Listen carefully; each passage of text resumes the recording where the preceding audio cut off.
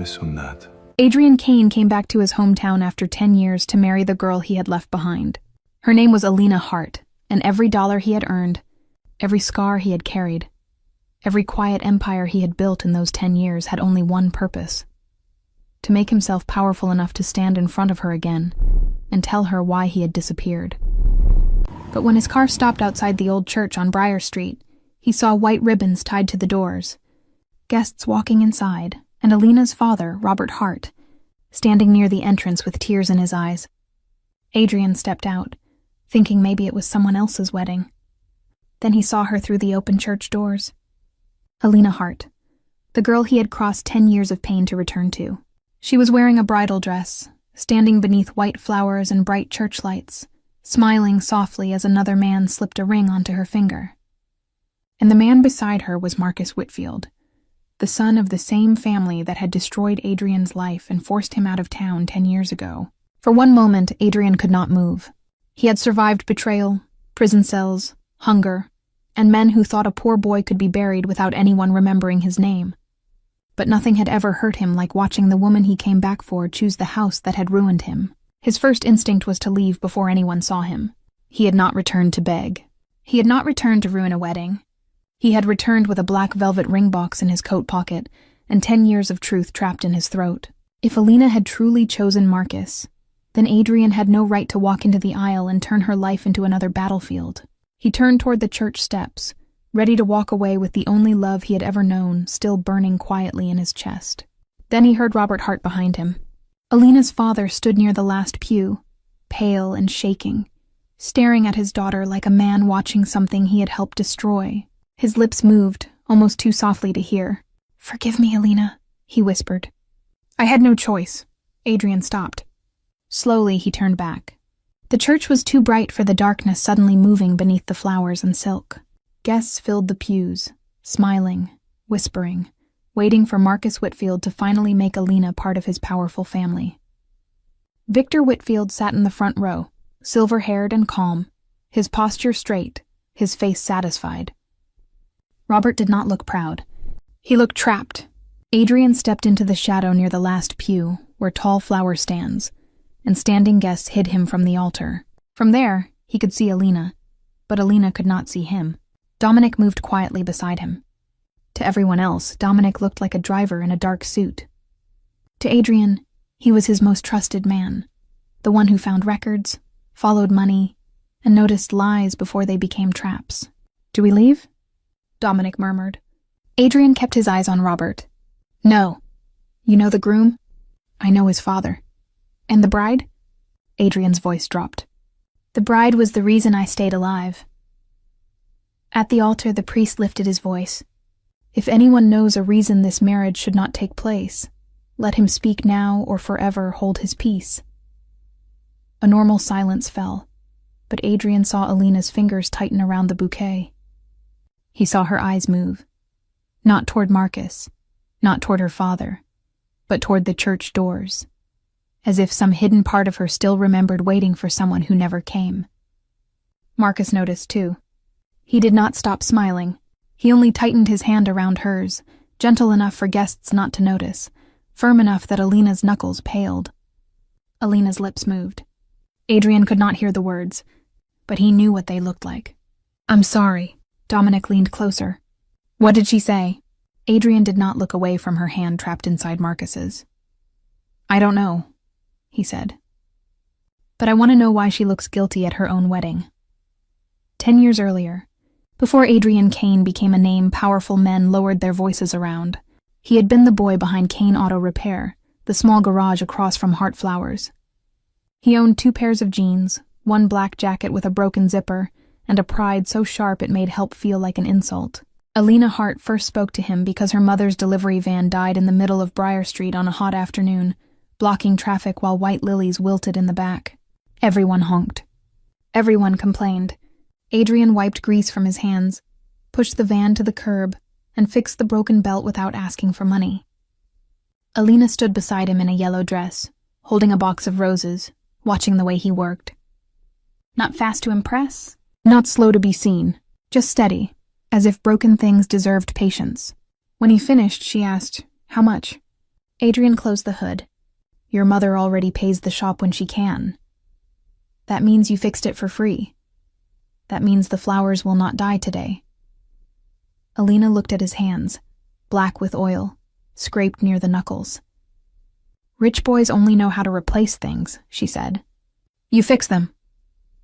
Adrian looked at her then, really looked, and something quiet moved between the garage and the flower shop that neither of them had a name for yet. After that, Alina began crossing the street with lunch wrapped in white cloth. At first, she said her mother had packed too much. Then she said the bakery had made an extra sandwich. Then she stopped lying and said, "Eat before you faint, and make me look dramatic." Adrian pretended he did not wait for the bell above heart flowers every afternoon, but he always heard it. Alina's mother, Mira Hart, saw everything and said nothing for 3 weeks. Then one rainy evening, she left a plate of pasta on the garage workbench and told Adrian, "A man can be proud and still hungry. Only fools confuse the two." Adrian never forgot that. He never forgot Alina sitting on the edge of the workbench, swinging her feet, telling him she wanted to turn heart flowers into the most beautiful shop in the county. He never forgot the way she laughed when he said he had nothing to offer except a repaired van and a bad reputation. "Then offer the repaired van," she said. "The world is already full of men offering lies." Mira loved that answer. Years later, before illness took her voice and then her strength, Mira gave Alina a sealed letter and said, "Do not open this until you feel yourself losing your own voice." Alina never opened it. The grief was too sharp. The envelope stayed hidden in her old handbag, moving from room to room like a secret she was not brave enough to touch. By 19, Adrian loved Alina with the fear of a poor man who knew love could be taken from him for reasons that had nothing to do with the heart. By 19, Alina loved him with the stubbornness of a girl who had never believed money made anyone taller. But Marcus Whitfield had been watching from the other side of town. Marcus was the golden son of Victor Whitfield, the man whose family owned buildings, banks, councilmen, and half the quiet favors that kept Briar Street alive. Marcus had been raised to believe losing was not pain. Losing was shame. When he was 11, he came second in a school debate and brought the silver medal home with proud hands. Victor looked at it once and placed it face down on the table. "Whitfields do not lose," he said. "If you lose, people learn they can step over you." Marcus never forgot it. He learned to turn wanting into ownership. He wanted Alina because she did not want him. He wanted her laugh because it was never aimed at him. He wanted her eyes because they softened when Adrian crossed the street, not when Marcus arrived with expensive flowers he had not chosen himself. The first time Marcus asked Alina to dance at the charity dinner, she refused politely. "I promised Adrian the last dance," she said. Marcus smiled for the room, but his fingers closed around her wrist beneath the table. "Do not embarrass me," he whispered. Alina tried to pull away. Adrian saw it from the service corridor where he had been fixing a generator, still in a black shirt with grease on his sleeve. He crossed the hall before anyone else understood what had happened. "Let her go!" Marcus laughed, but his grip tightened. "This is not your corner, mechanic." Adrian did not raise his voice. "Let her go." Marcus stood too quickly, too angry, and his mouth hit Adrian's shoulder when Adrian pulled Alina back. A drop of blood appeared at Marcus's lip. It was nothing. It was everything. Victor Whitfield saw his son humiliated in front of donors, judges, and men who pretended not to enjoy seeing a Whitfield lose even a small thing. That night, Victor decided Adrian Kane was not just poor. He was dangerous. Not because he had power, but because Alina chose him without needing him to have any. By midnight, 2 of Victor's men dragged Adrian into the garage across from Heart Flowers. Marcus stood by the workbench, wiping blood from his mouth, Adrian's phone in his hand. Adrian fought until one of the men bent his arm behind him, and Victor entered like a man stepping into a room he already owned. "You touched my son," Victor said. Adrian spat blood onto the floor. "Your son touched Alina." Marcus looked at the phone screen and smiled. "Her name is still open." Adrian twisted against the hands holding him. "Give me my phone." Marcus lifted it higher. "You still think she is yours to call?" Victor took out his own phone and called Rocco Belandi, a man Adrian had seen around town but never close enough to fear. Victor put the call on speaker. "Where is the girl?" Rocco's voice answered, flat and close. Heart flowers. Back room, blue dress. She is crying. Adrian stopped moving. The blue dress. Alina had worn it for the dinner because her mother had sewn the hem herself. Victor asked, Is the back door locked? No. Victor looked at Adrian. Leave tonight. Do not call her. Do not write her. Do not send one message. If you return, if she hears your voice again, you will not be the first person who pays. Adrian looked at Marcus holding his phone. Let me tell her goodbye. Marcus stared at him for a second. Behind his polished face was something smaller and uglier than power. No, he said. She has heard enough from you. He typed, while Adrian struggled so hard the men slammed him against the tool cabinet. Adrian saw only broken pieces of the message before Marcus turned the screen away. I am leaving tonight. Do not come after me. I thought love would be enough, but I was wrong. Marcus can protect you in ways I never can. Please forget me. Marcus sent it and tossed the phone onto the floor. Victor leaned close. Now disappear. Adrian left town that night with a cracked rib, $13, and the belief that staying away was the last useful thing he could do for the girl he loved. Alina read the message in the back room of Heart Flowers with her mother's arms around her, and flowers dying in buckets at her feet. She did not scream. That was what worried Mira most. Alina just stared at the screen until her thumb went numb, then whispered, He gave up. For 3 days, she did not leave the back room. For 3 weeks, she opened the shop like a ghost, smiled at customers, and waited for Adrian to cross the street and say it had been a mistake. He did not. For 3 months, she hated him badly enough to survive. Then her mother got sick. The shop bills grew. Robert Hart began meeting Victor Whitfield in private, and Marcus started appearing with flowers he had bought from her own shop. I stayed, he said the first time he found her crying beside the empty delivery counter. He left, Alina. I stayed. She hated him for saying it. But grief makes even unwanted voices sound steady when the world keeps collapsing. A year passed, then 2. Victor paid one bill, then another.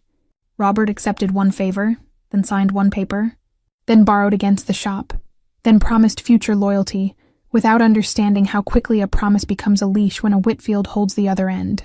Marcus did not force Alina all at once. He was too careful for that. In public, he was patient.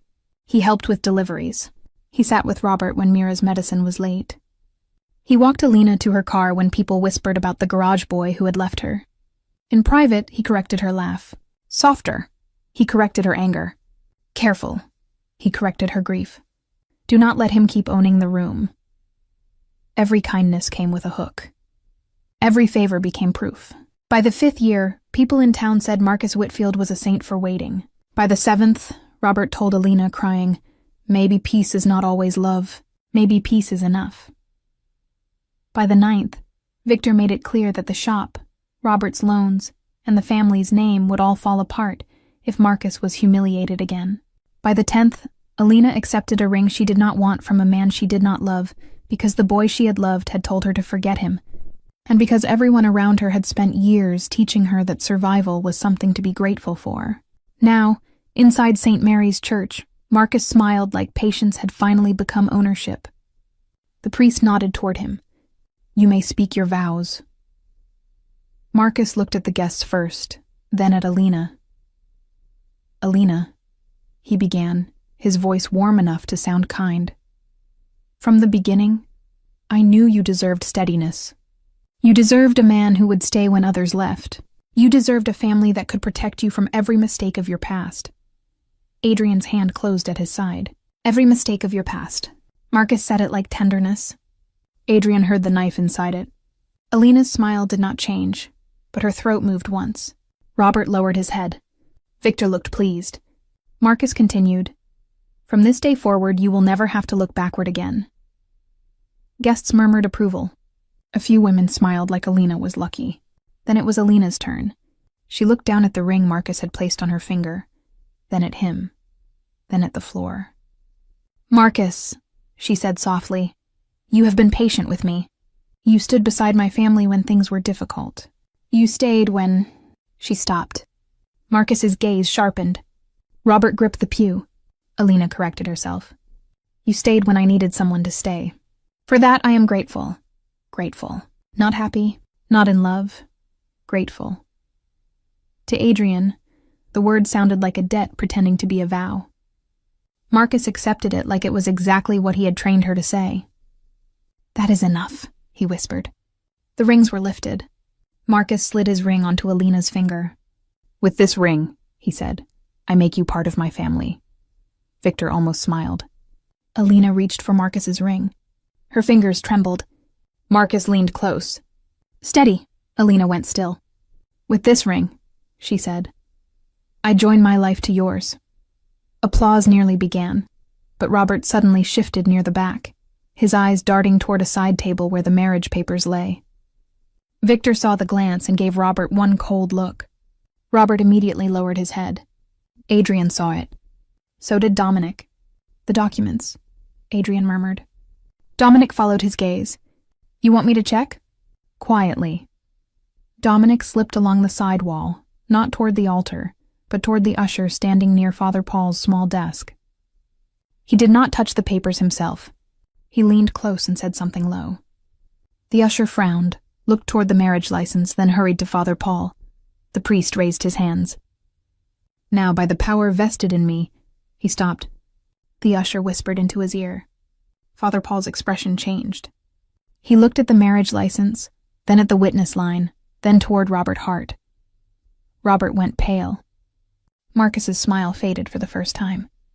Victor's eyes narrowed. Alina looked from the priest to Marcus, bouquet trembling. The church went silent. The priest cleared his throat. "One moment," he said carefully. "There appears to be an issue with the witness signature on the marriage license." A low murmur passed through the pews. Marcus turned slowly toward him. "What issue?" Father Paul held the document closer to his chest. "This is not just a church form. This is the legal marriage license. The listed witness is not present, and the signature appears to have been added before today. I cannot legally continue until this is verified." Victor stood. "Father, this can be handled after the ceremony." "No," Father Paul said, nervous but clear. "It cannot." Victor's face did not change, but his voice became quieter. "St. Mary's has had our support for 30 years. The priest swallowed. "I know." "Then do not embarrass my son over a form." "I am sorry, Mr. Whitfield. I cannot pronounce a marriage on a document I believe may be invalid." That final word changed the church. It was small, but it was the first time all morning someone had said no to a Whitfield and survived the next breath. Marcus's face hardened. Alina saw it. Not the patient groom, not the steady man who had stood beside her family. The man beneath, the one she had glimpsed whenever she laughed too loudly, disagreed too quickly, or looked too long at roads that led out of town. Victor turned to Robert. "You should have checked this." Robert's shoulders collapsed. Alina looked at him. "Dad?" Robert opened his mouth, but no words came. Marcus stepped between them. "This is not your father's fault. Everyone calm down." His hand was still around Alina's. She looked down. "You're hurting me." Marcus released her quickly, then smiled for the room. "I'm sorry." Lower, only for her, he added. "Do not make this worse." Alina went still. Alina stepped back toward the side table without looking. Her bouquet brushed a champagne flute. It tipped, she caught it. Marcus grabbed her wrist to steady her, and she flinched. The glass slipped and shattered on the stone floor. Every head turned. Alina stared at the pieces like they were her fault. "I'm sorry," she said. This time the words carried. This time Adrian heard them clearly. And that was the moment he stepped out of the shadow. First Dominic saw him. Then an older guest. Then another. Whispers moved through the church. "Is that Adrian Kane?" "It can't be. He came back?" Alina was still looking at the broken glass when his name reached her. Her body went still. Slowly she lifted her head. Across the aisle, beyond the guests, beyond the priest holding the invalid license, beyond Marcus's hand hovering near her arm, she saw him. Adrian Kane, older, sharper, dressed in a dark suit, eyes carrying 10 years of silence. The bouquet lowered in her hands. For 1 second the church disappeared. She was 19 again, reading the message that ended her life before she knew life could end without killing someone. "I'm leaving tonight. Do not come after me. I thought love would be enough, but I was wrong." Marcus can protect you in ways I never can. Please forget me." And now the man who had supposedly written those words stood in front of her on the day she had almost married someone else. "Adrian," she whispered. Marcus turned. Shock, anger, and fear crossed his face before he buried them. "Adrian Kane," he said loud enough for the church. What a dramatic return. Adrian walked into the aisle. He did not look like a man interrupting a wedding. He looked like a man entering a room built from a lie. "Marcus," Victor stepped forward. "You have no place here." Adrian did not look at Victor yet. His eyes were on Alina, on the ring, on the broken glass, on the apology still trembling in her mouth. "I thought that too," he said quietly. Marcus gave a short laugh. "You thought correctly. Whatever memory brought you back, you are late." Adrian looked at the priest. "Am I?" Father Paul answered before fear could stop him. "The ceremony is not complete." The words crossed the room cleanly. Marcus's face darkened. Alina looked down at the ring on her finger. The confusion in her eyes carried something beneath it. Not hope, not yet. Hope would hurt too much. But air. A thin breath of air in a room where she had forgotten how to breathe. Marcus saw it and snapped. "You came back after 10 years just to stop my wedding?" Adrian stood still. "No." Marcus stepped closer. "No?" Adrian's voice stayed low. "I arrived before it became one." Part 2. The sentence stayed in the church like a match held near dry paper. "I arrived before it became one." Marcus had meant to make Adrian look desperate, jealous, and late. Instead, the priest stood with an invalid license in his hands. Robert Hart looked like a man drowning in his own silence, and Alina stood between two rings, one on her finger, one hidden in Adrian's coat pocket, though she did not know it yet. Marcus laughed, but the sound was too sharp. Listen to him. 10 years gone, and he walks in speaking like a judge.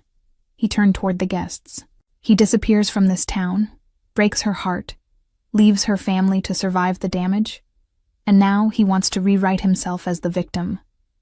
Adrian did not defend himself. He looked at Alina. She hated that one look from him could still open every locked room in her heart. Marcus stepped closer. "Do not let him do this to you." Alina's eyes stayed on Adrian. "Do what?" Marcus lowered his voice. "Make you forget who stayed." That line found an old wound. For 10 years, it had been the wall Marcus built between her and every question she was too tired to ask. Who stayed? Marcus stayed. Who brought flowers after she cried? Marcus. Who helped Robert with the shop? Marcus. Who stood beside her at church when people whispered Adrian's name? Marcus.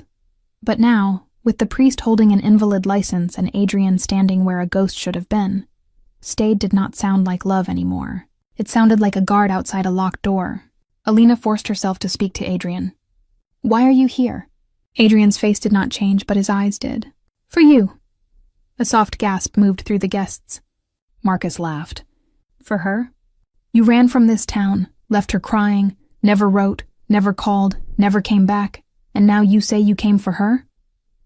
Adrian looked at him. "Yes." Marcus shook his head and turned to the church. "Do you all hear this? After 10 years, the man who abandoned her wants to become a hero." Alina flinched. Marcus saw it and became crueler. "Tell him, Alina. Tell him what he sent you." Adrian's eyes sharpened. "What I sent her?" Alina's breath trembled. She did not want to say the words. She had buried them under anger, grief, exhaustion, and the kind of acceptance that did not heal anything but made it possible to wake up. But Marcus had dragged the message into the room, and now everyone was staring. "No," she whispered. Marcus leaned closer, still smiling for everyone else. "Say it," Adrian said her name softly. "Alina." She looked at him, and that almost broke her. He said her name like it still belonged somewhere gentle. Her eyes filled, but her voice came out bitter. "Do not say my name like you did not destroy it." Adrian went still. Alina lifted her chin. "After the charity dinner, after they dragged you away and I called until your phone died, you sent one message." She swallowed. "One. I still remember every word." Marcus watched with satisfaction. Alina spoke the words as if they were glass in her mouth. "I am leaving tonight. Do not come after me. I thought love would be enough, but I was wrong. I cannot fight men like Victor Whitfield, and I cannot give you the life you deserve. Her voice cracked. The church went still. She forced herself to finish. Marcus can protect you in ways I never can. Please forget me. The silence that followed was not empty. It was wounded. Even people who had never loved Adrian felt the pain of the sentence. Adrian did not move. For 1 second, Alina thought silence meant guilt. Then she saw his eyes.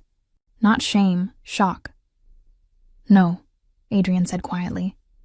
Alina's face hardened. Don't! I never wrote that. Her laugh came out broken. It came from your phone. I know. Your number. I know. Then do not stand here and make me feel crazy for believing what I saw. Adrian's voice dropped. My phone was not in my hand.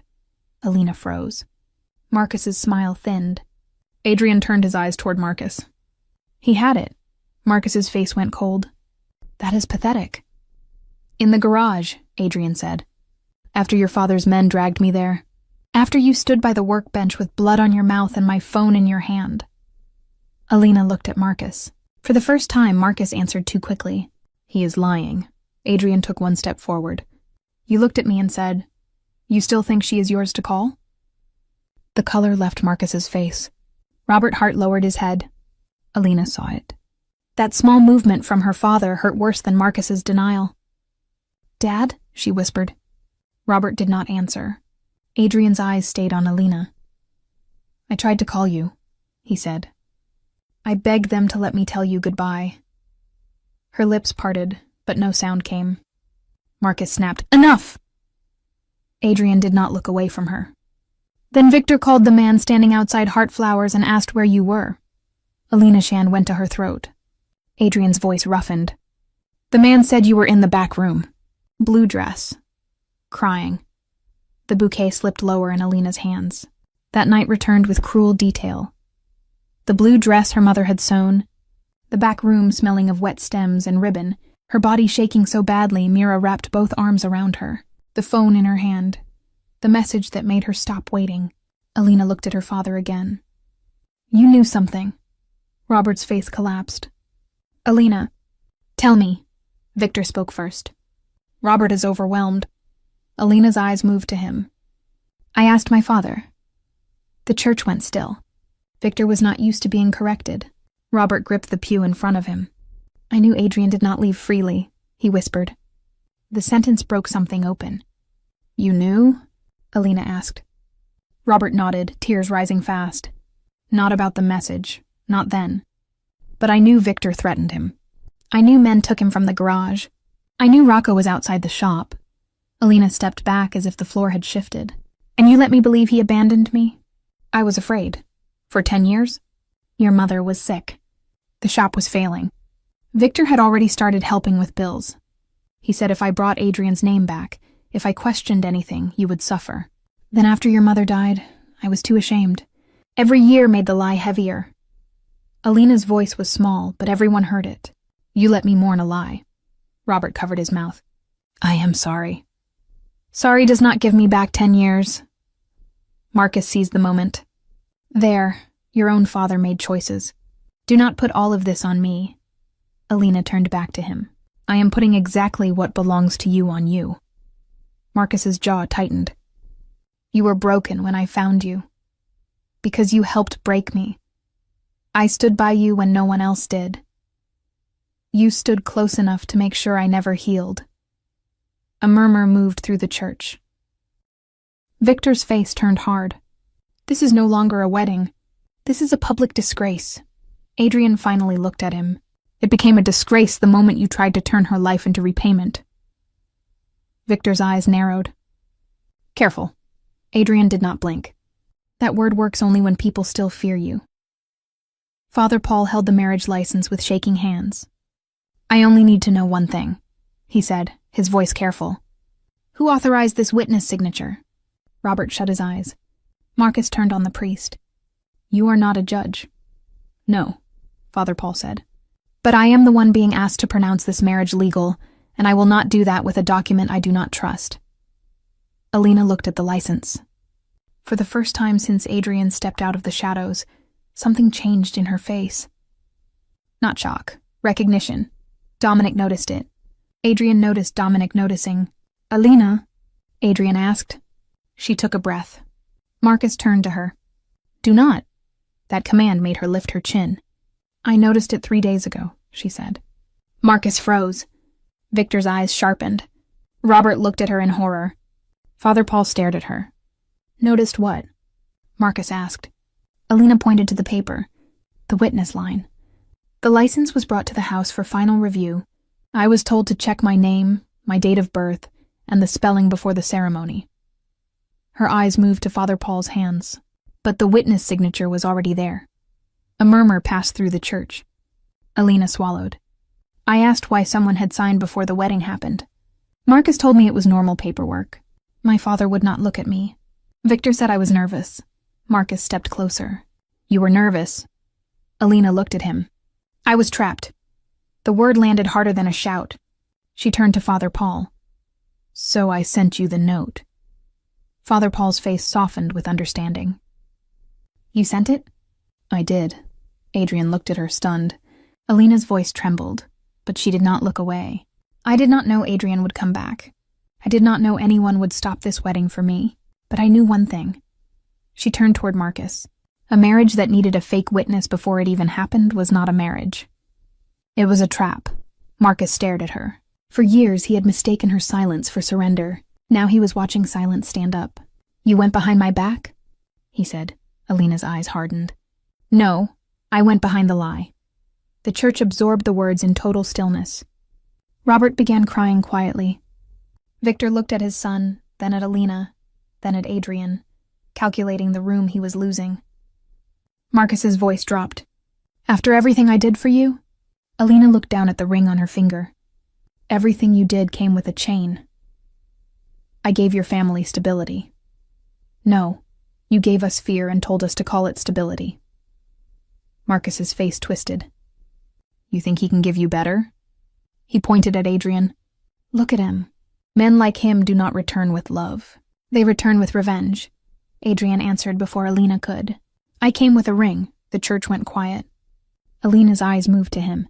Adrian did not reach for the box, not yet, and I was ready to leave with it in my pocket if she'd chosen you freely. Marcus laughed, but panic had entered it. How noble! Adrian's voice stayed calm. I was wrong about one thing. What? Marcus asked. Adrian looked at Alina. She did not choose you freely. Victor stood fully now. Enough. Adrian turned to him. No, we have only started. Victor's eyes went flat. You think because you made money in whatever city took you in, you can come back here and accuse my family and my church? This church belongs to God, Father Paul said quietly. Victor looked at him, stunned by the interruption. The priest swallowed but did not lower his eyes. Not to you. The room changed again. Small acts of courage can break large rooms when enough people are tired of bowing. Adrian stepped closer to Victor. 10 years ago, who was outside Heart Flowers? Victor's jaw tightened. This is absurd. Adrian did not raise his voice. Who was outside the shop when you called from my garage? Robert whispered before Victor could stop him. Rocco. Alina turned to her father. Who is Rocco? Robert's face crumpled. Rocco Belandi, Victor's man. The man watching the back door that night. The name moved through the church like a match struck in the dark. Older businessmen near the front stopped whispering. One of Victor's men near the door looked at his shoes. Marcus's face changed so quickly most guests missed it. Adrian did not. Dominic already had his phone in his hand. Adrian looked at him. Find him. Dominic nodded and stepped away. Victor gave a low laugh. Rocco does not come when boys like you call. Adrian turned slowly toward him. For the first time that day, something almost like a smile touched his mouth. It did not reach his eyes. You still think I am a boy. Part 3. The name Rocco Belandi did not mean much to most of the guests at first. It moved through the church like a dirty secret some people recognized and others only felt. The older businessmen near the front stopped whispering. Father Paul's grip tightened around the invalid marriage license, as if paper could protect him from whatever had just entered the story. Alina stood with Marcus's ring still on her finger, but for the first time, she was not looking at it. She was looking at Adrian. You still think I am a boy? Those words had not been loud, but they had changed something in Victor's face. Marcus tried to laugh it off. This is embarrassing. You came to my wedding, stopped my ceremony, accused me of sending some old message, and now you want to summon men from the past like this is a courtroom. Adrian did not look at him. I did not summon the past. Your family did. Victor's eyes remained fixed on Adrian. The contempt was still there, but beneath it something else had begun to move. Calculation. Suspicion. A man hearing a familiar song played in a key he did not recognize. Rocco does not answer to you, Victor said. Dominic stepped closer, phone still in hand. He answered. The room went still. Marcus turned toward Dominic. Who are you? Dominic looked at him with mild disinterest. Someone who makes calls people answer. You think a driver can threaten me? No, Dominic said, glancing at Adrian. I think I do not need to. Victor lifted one hand, and one of his men near the door stepped outside. It was a small, practiced gesture, the kind that had moved people in this town for decades. Doors opened for Victor. Men obeyed Victor. Problems disappeared when Victor looked at them long enough. He turned back to Adrian. You have made your point. There is confusion. There is old pain. There is paperwork. But this church is still mine today. Adrian's eyes moved from Victor to the altar, to Alina, to the broken glass still shining on the floor.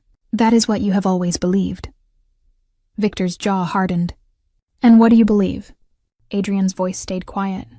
That room stopped belonging to men like you the moment truth walks in. Before Victor could answer, the main doors of the church opened. Daylight spilled across the aisle. 3 men entered. The first 2 were silent, dressed in dark coats despite the brightness outside. But the man between them changed the air. Rocco Belandi was older now, thick through the shoulders, his beard touched with gray, an old scar near his left cheek. He did not hurry. Men like him never hurried in rooms where other people had reason to fear them. Half the church did not know him. The half that did became very still. Robert Hart reached for the pew beside him. Alina heard the sound and turned to her father. That is him?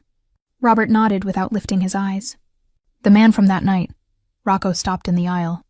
He had been looking at Victor, then Marcus, then Robert. But when Victor said Adrian's name again, Rocco's eyes shifted. He looked toward Adrian.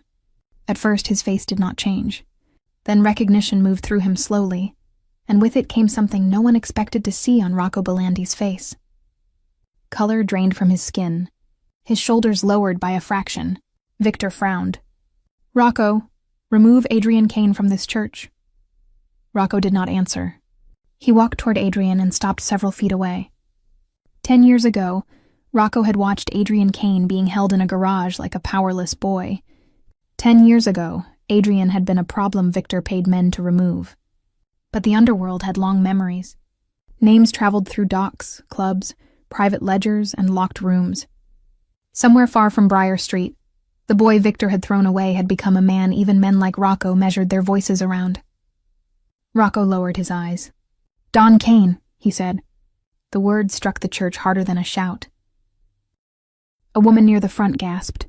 Someone whispered, Don? Father Paul went pale again. Marcus stared at Rocco. What did you call him? Rocco did not look at Marcus. His eyes remained lowered toward Adrian. Victor's face went still, then white beneath the skin. Alina looked from Rocco to Adrian. Don Kane. The name did not belong to the boy who fixed her mother's van. It did not belong to the boy who laughed when she brought lunch to the garage. It belonged to a man who had survived the world Victor threw him into and returned carrying power nobody in that church had expected. Adrian did not smile. He did not enjoy the gasp or the fear. Stand straight, Rocco, he said quietly. This is a church. Rocco straightened immediately. The obedience was worse than kneeling. It told the room Adrian had not asked for respect. He already possessed it.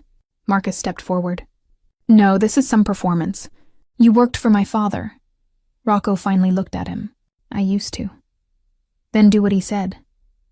Your father has not been able to tell me what to do for a long time. Victor's hand curled at his side. Rocco, be careful. Rocco gave a faint, bitter smile. I was careful for 10 years. That is why I am still alive. Adrian looked at Victor. You said Rocco would not answer to me. Victor did not reply. You were right about one thing, Adrian continued. He does not answer to boys. The silence that followed was almost unbearable. Marcus looked around, desperate to recover the room. This changes nothing, so men call him names now. He was still the man who left. Alina's face changed at that. The word left no longer landed the same way. It used to be a stone. Now it was a locked door with someone else's hand on the key. She turned to Rocco. Tell me. Rocco's jaw tightened. For a moment, he did not look like a feared man. He looked like someone standing in front of the one memory he had never managed to bury. I was there, he said. Victor sent me. I stood behind Heartflowers and watched the back room window. You were in a blue dress. You were crying. Robert covered his face. Alina did not blink. And you told them?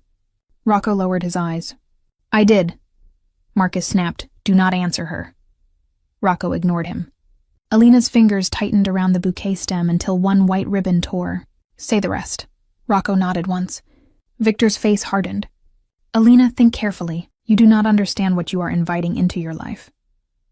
Alina did not look at him. I have spent 10 years living inside what you invited into mine. Rocco took a breath.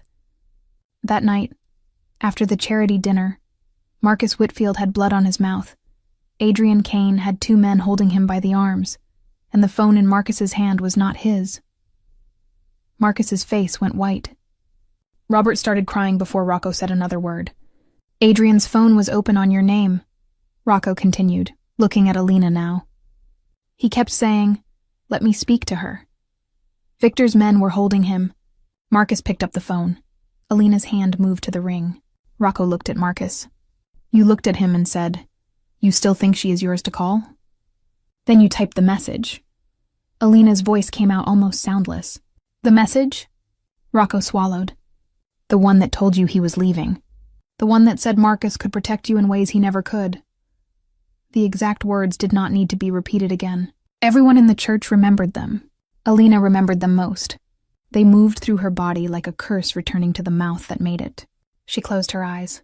For 1 second she was 19 again, sitting in the back room of Heartflowers in her blue dress, her mother's arms around her shoulders, her phone shaking in her hand while those words turned love into abandonment. When she opened her eyes, the past was standing in front of her wearing Marcus's groom suit. Marcus lifted his chin, but the polished mask was breaking around the edges. She needed to move on. The sentence was quiet, almost reasonable, almost human. That made it worse. Alina stared at him. So it is true. Marcus looked at the guests, then at Victor, then back at her.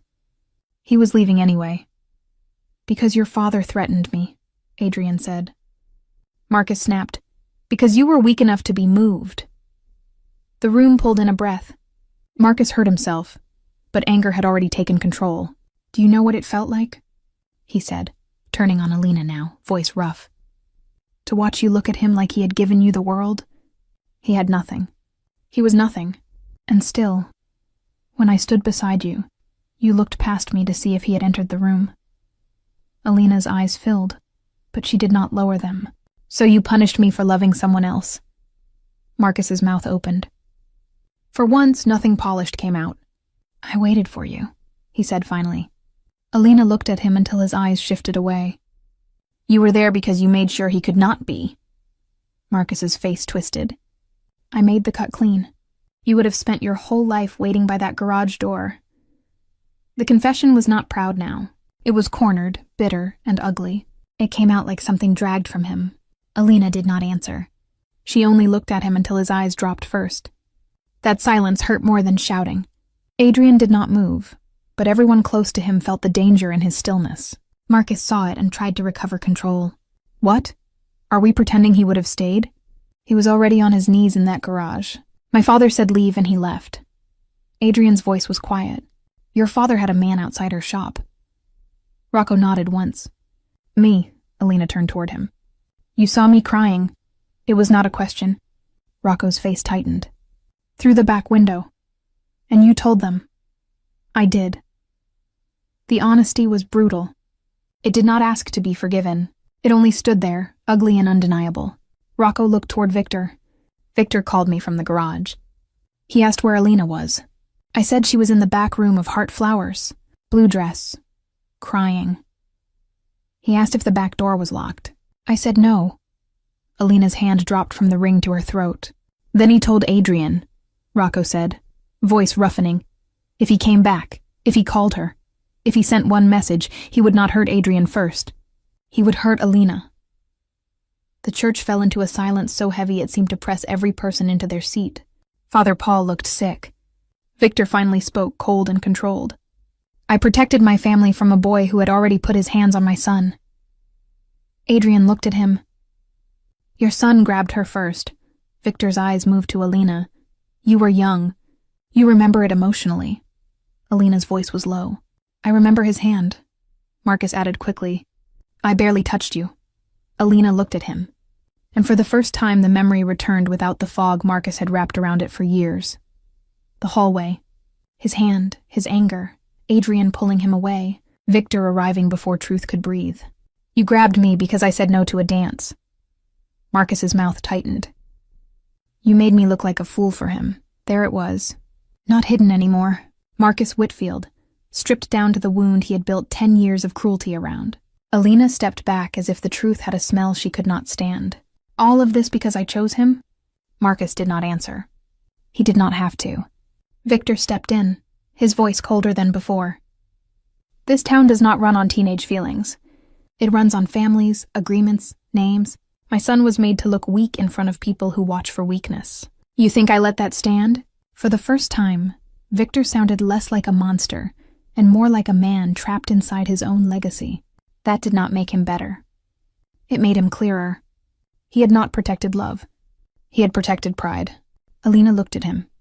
You ruined lives because your name was embarrassed. Victor's mouth tightened. I did what men in my position do. Adrian's eyes stayed on him. That is why men in your position should lose rooms like this. Victor looked away first. Robert rose slowly from the pew, shaking. Alina. She turned to him. Anger softened into something more painful. Tell me the rest. Robert began crying before he spoke. I knew Adrian did not leave freely. I knew Victor threatened him. I knew men took him from the garage. I knew Rocco was outside the shop. I did not know Marcus sent that message, but I knew enough to tell you Adrian was not cruel. And you let me believe he abandoned me. I was afraid. For 10 years? Robert's voice cracked. Your mother was sick. The shop was failing. Victor said if I brought Adrian's name back, you would suffer. Then after your mother died, I was too ashamed. Every year made the lie heavier, and I kept thinking one day I would tell you. Then Marcus was always there. Victor was always there, and I was still afraid. Alina's eyes filled again. You let me mourn a lie. Robert covered his mouth. I am sorry. Sorry does not give me back 10 years. Marcus seized the moment. There, your own father made choices. Do not put all of this on me. Alina turned back to him. I am putting exactly what belongs to you on you. Marcus's face hardened. You were broken when I found you. Because you broke me, I stood by you when no one else did. You stood close enough to make sure I never healed. The priest stood frozen with the invalid license in his hand. The guests who had come for a wedding were now witnesses to a life being unburied. Marcus pointed toward Adrian. He is not some saint. Look at him. Men bow to him. Rocco answers his calls. You think he came here with love? He came with power. Adrian's voice was quiet. I came with the truth. Marcus snapped. You came because you could not stand that she chose me. Adrian did not answer. Alina did. I did not choose you. Marcus stared at her. You were at the altar.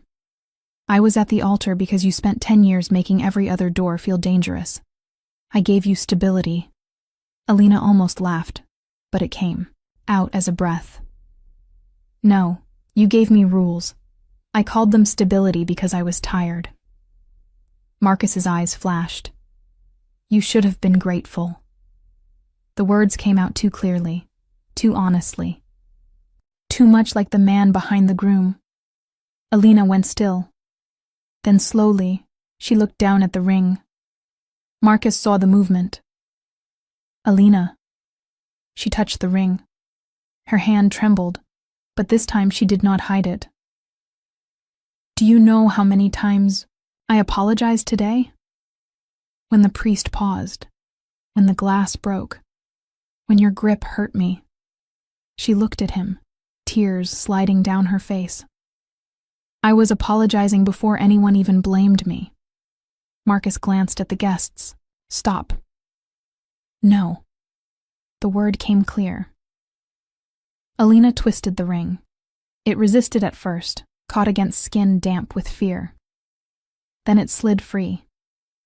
She held it in her palm and looked at Marcus Whitfield, the man who had stood beside her for 10 years, only because he had cut the bridge behind her. You never loved me, she said. You controlled me. You used my pain to build your place in my life. You used my silence as permission. You used my father's fear as a contract. And today, that ends. Marcus's face went white. Robert cried openly. Adrian watched Alina, chest aching, because this was not the girl he had lost standing up. This was the woman she had become, saving herself in front of the people who mistook her silence for consent. Marcus whispered, "Do not do this." Alina looked at the ring one last time. This was never a wedding. She placed it on the small table beside the invalid license. It was proof. No one spoke. The ring sat beside the paper that had failed to make her Marcus's wife, and the whole church understood what she meant. Proof of his control, proof of Victor's pressure, proof of Robert's silence, proof that Alina had reached the edge of a life built from lies and taken her hand back. Marcus stared at the ring. You think you can just walk away? Alina shook, but she did not apologize. Yes. He reached for her wrist. You are not leaving this church with him. Alina stepped back before he touched her. Do not touch me. The whole church heard her. She lifted her chin. You do not get to decide where I walk anymore. Victor moved then, anger no longer hidden. This has gone far enough. Adrian turned toward him. It went too far 10 years ago. Victor's eyes cut to Rocco. You think because this man calls you Don, you can threaten me in my own town? Adrian stepped closer, calm and quiet. No, I think because I came here with mercy, you are still standing. Victor's mouth tightened. Is that a threat? Adrian looked at him for a long moment. That is the mercy I came here with. Victor understood. Marcus did not. Marcus was still looking at Alina and the ring on the table, still trying to survive the impossible fact that she had removed it in front of everyone. Alina, he said, almost pleading now. After everything I did for you? Alina's tears slowed. Everything you did was to keep me from knowing what he had already sacrificed. Marcus shook his head. He left. Alina looked toward Adrian. For 10 years, those 2 words had ruled her life. He left. Now she saw the cage. Around them. He left because he was threatened. He stayed away because he thought it kept her alive. He became powerful somewhere far from her, and still came back not as a king demanding tribute, but as a man standing in the back of a church, ready to walk away if she had truly chosen someone else. She turned back to Marcus.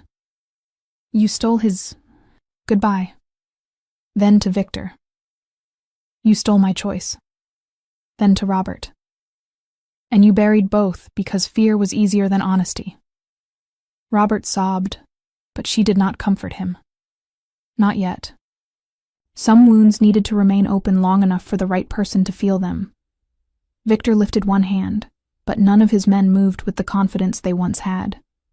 Rocco stood in the aisle. Dominic stood near the back. Father Paul held the invalid license. Half the town had heard the confession. The old fear that had protected Victor Whitfield for years cracked under too many witnesses. Rocco looked at Victor and spoke quietly. No one touches the hearts again. Victor's face hardened. You forget who made you. Rocco shook his head. No, I remember exactly who used me. Adrian did not look away from Victor.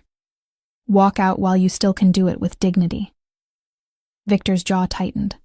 For a moment, it looked like pride would make him foolish. Then he looked at Marcus, at the ring, at the guests, at Rocco, and finally at Adrian. He understood what Marcus still could not. The room was lost. "We are leaving," Victor said. Marcus stared at him. "You are leaving? You have said..." "Enough." Marcus's face twisted. "I said enough? You did this too." The words slipped out, ugly and loud. More guests heard it. Marcus realized too late and shut his mouth, but the damage was done. Father Paul lowered the invalid license onto the table beside the ring, like both objects had become evidence on an altar. Victor walked down the aisle without looking back. His men followed. Marcus stayed 1 second longer, staring at Alina as if willpower alone could put the ring back on her hand. It could not. He left with nothing but a groom's suit and the sound of a church that no longer believed him. When the doors closed behind the Whitfields, the room did not become peaceful. Peace was too clean for what remained. It became honest. Alina turned toward Adrian. The whole church seemed to disappear in layers. Guests, flowers, priest, invalid license, Marcus's ring, Victor's silence, Robert's tears, Rocco's shame. Adrian did not move toward her. He did not open his arms. He did not claim victory. He only stood there, giving her the one thing Marcus never had: space to decide without pressure. Alina took 1 step, then another. She stopped in front of him. "For 10 years, she whispered, "I thought you left because I was not enough." Adrian's face broke in a way no enemy had ever managed to break it. "You were the only reason I survived leaving." Alina shook her head, crying harder now. "I hated you because it was easier than believing you had chosen to live without me. I never chose a life without you. You stayed away from me. I stayed away because I was afraid. You were trying to keep me safe. And I left you alone with the people who hurt you." Alina stepped into him then. Not carefully, not politely, not like the bride Marcus had trained her to be. She wrapped both arms around Adrian Kane and held him like the last 10 years had finally collapsed between them. "I am sorry," she cried against his chest. "I am so sorry. I thought you left me. I thought you stopped loving me." Adrian held her carefully, but his voice shook. "Do not apologize for believing the lie they buried you under. But I was wrong about you. You were lied to. I should have known. You were 19. You were hurt because of me." Adrian closed his eyes. "No, I survived because of you." She lifted her face. "Then do not leave me alone again." Adrian looked at her for a long second. Then slowly, he reached inside his coat. The whole church went silent. From the same pocket where he had carried 10 years of unfinished truth, Adrian took out the Aitaoi black velvet ring box he had brought to Briar Street that morning. Alina's breath caught. Adrian lowered himself to one knee in front of her. Not as Don Kane, not as the feared man the room had just learned to fear, but as the garage boy who had once fixed her mother's van because the flowers would not survive the heat. "I came back today to ask you this," he said, opening the box. "I thought I was too late. Maybe I was. Maybe 10 years can never be given back." His eyes shone, but his voice did not break. "But if there is any part of your heart that still remembers mine, Alina Hart, let me spend the rest of my life proving that I should have found my way back sooner." Alina covered her mouth, tears running down her face. Adrian looked up at her. "Will you marry me?" For 1 second she could not speak. Then she laughed through the tears, the same broken, beautiful sound he had carried in memory for 10 years. "Yes," she whispered. Adrian's eyes closed. "Yes?" he asked, as if the word was too large to trust the first time. Alina nodded, crying and smiling at once. "Yes, Adrian. I will marry you." He rose slowly. This time, when he touched her, he waited for her to come closer. She did. Adrian slid the ring onto her finger.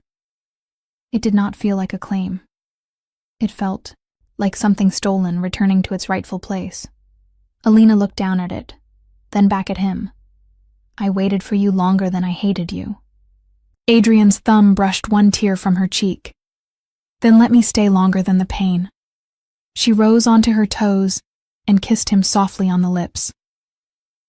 In front of the church that had almost watched her become another man's wife, Alina Hart kissed Adrian Kane like goodbye had finally lost. No one clapped at first. The moment was too sacred for noise. Then Father Paul lowered his head. Robert covered his face and wept. And somewhere near the back, Dominic looked away with the faintest smile.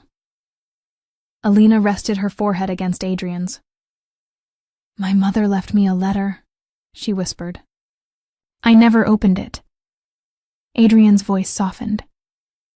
Do you want to? She looked toward the church doors, then toward Hart Flowers across the street. Not here. Adrian nodded. Then we go where she left her voice. They left the church together. Not hurried, not hidden, not like a scandal. Robert watched them with tears falling down his face. Father Paul stepped aside. She walked out because, for the first time in 10 years, the door was open and no one's fear was stronger than her feet. Outside, the rain had stopped. The church steps shone under pale daylight. Across the street, Hart Flowers stood with its old sign and windows full of lilies meant for a wedding that had not happened. Beside it, Kane Auto Repair sat shuttered, its faded blue letters almost gone. Alina looked at both places and felt her beginning and ending staring back at her from opposite sides of the road. Adrian stood beside her, close but not crowding. Do you want to go home? He asked. Alina laughed once through tears. I do not know where that is right now. Adrian looked at the flower shop. Then we start with somewhere that knows your name. They crossed the street toward Hart Flowers. Dominic followed at a distance, already speaking quietly into his phone about records, debts, Robert's hidden obligations, and the quiet pieces of a cage that needed to be taken apart one by one. At the flower shop door, Alina stopped. Her reflection in the glass startled her. White dress, tear-streaked face, no veil, no bouquet. Marcus's ring gone, Adrian's ring on her hand. She looked like a bride who had escaped a painting before the frame closed. Adrian stood behind her, reflected in the glass too, dark-suited, controlled, dangerous, and somehow still the boy who once fixed a van so flowers would not arrive late. I do not know how to walk in like this, she whispered. Then walk in as you are. Everyone will talk. They already are. That was not comforting. I know. She laughed unexpectedly. It was small, but it was hers.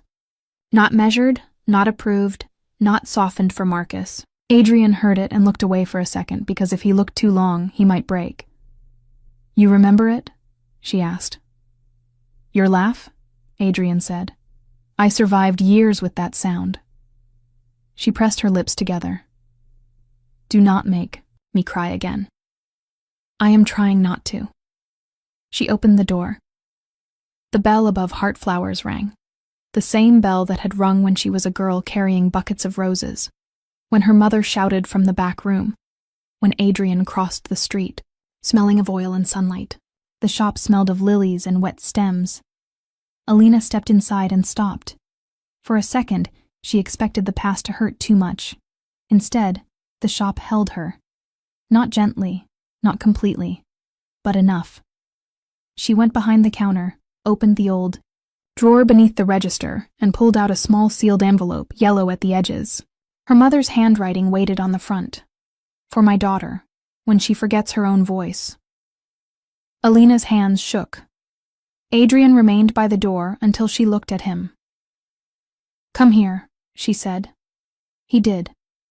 She opened the letter. The paper inside smelled faintly of roses and thyme. Alina read it once in silence, then again aloud, her voice breaking on every line. My Alina, if the day ever comes when the world makes you feel small, remember this.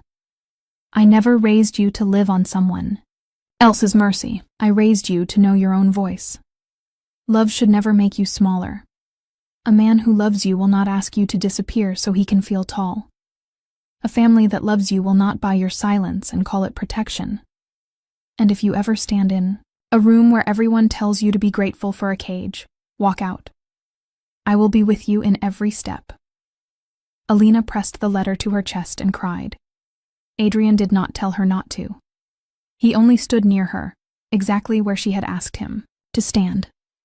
Robert came to the doorway minutes later, broken, but no longer hiding. I cannot ask you to forgive me, he said. Not today, maybe not ever. I just need you to know that I loved you even when I failed you.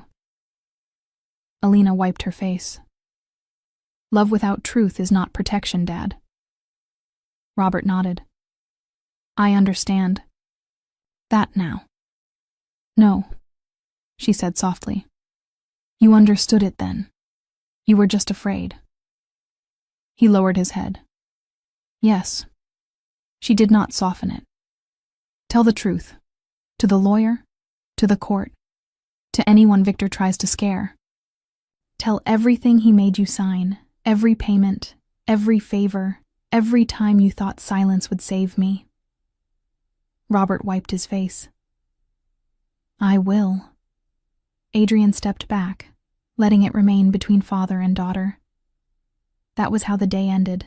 Not with revenge, not with Victor defeated loudly enough to satisfy a town hungry for spectacle, but in a flower shop that had survived too many debts, with a woman in a white dress holding her mother's letter in one hand and Adrian Kane's ring on the other.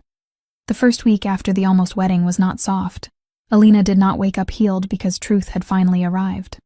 Some mornings she opened heart flowers and wanted to throw every white lily into the street. Some afternoons she hated Adrian for leaving even while understanding why he had. Some nights she read the old message again, not because she believed it now, but because her body still remembered the pain before her mind could correct it. Adrian did not rush her. He did not ask when she wanted a date. He did not turn the proposal into a demand. Every morning, he left coffee on the small table outside the shop with a note that said only, "Here. Not sorry. Not forgive me. Not I love. You. Just here." On the 7th morning, Alina opened the door before he could walk away. "Why here?" she asked. Adrian looked at the coffee, then at her. "Because I left once. You were forced. I still left. And now?" He met her eyes. "Now I want you to know exactly where to find me." She looked at the note in his hand. "I am still angry. Then I will stay while you are angry."